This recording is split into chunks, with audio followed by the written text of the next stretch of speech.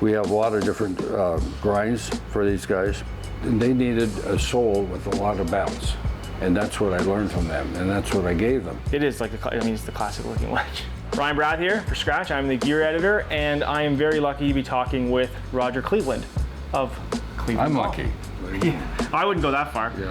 Obviously, being back at Cleveland now, what does it mean to you to be back at a company that you helped found?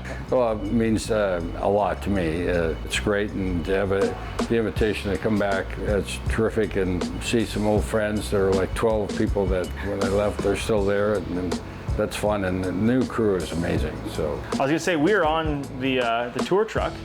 How has the tour truck evolved from when you were first out on tour? We didn't have a tour truck, you know. This is amazing. This goes to all events, and you have every product we have here and every shaft grip. We service the players, you know, amazingly well, much better than what I did to start. And when I started, I would take product out, I'd give it to them the next week after I did it at home. So you can do it right here. It's terrific. Can you talk about some players that really helped provide a lot of valuable feedback as you were constantly evolving product? I've had a lot of help. I mean, David Graham was huge, Lee Trevino, a lot of players, and I could go on, but they encouraged people to help them get a tool that they could do better with. It is so interesting to like see that evolution because of the way wedges changed so much. When the 400 series came out, obviously the 588, like wedges didn't look like that.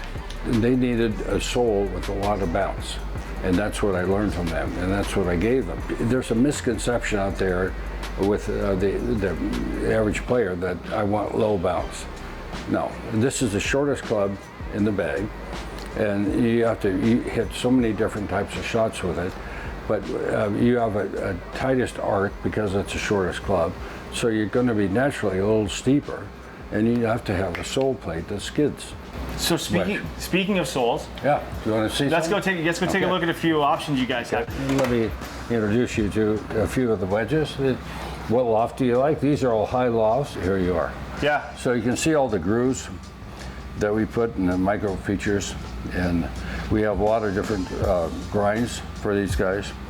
And that's like the skid plate there that you talk about, right? Yeah. But now, to your point, the shaft at 90 degrees, you can see the angle of the sole is tilted. That's the bounce angle right here. And that bounce angle on this is a 60 is probably, 14, 15 degrees. And that's what you need. If you look at the 588s, the old ones, they have a lower CG and the ball goes up for it. Yeah. The 588.